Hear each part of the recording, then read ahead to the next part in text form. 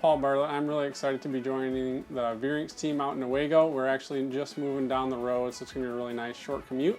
I'm really excited to share the outdoor lifestyle with you guys and sell some RVs.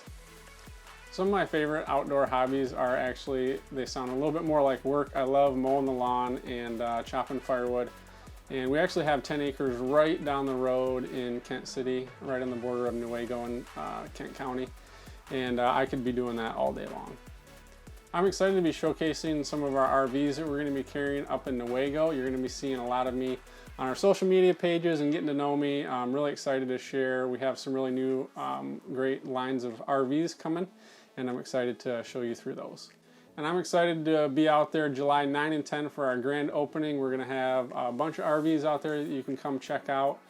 Some really great deals on parts as well inside. And we're going to have a food truck out there. It's going to be a lot of fun. We're going to have some yard games as well. So make sure you come out and visit me. It's going to be a great time.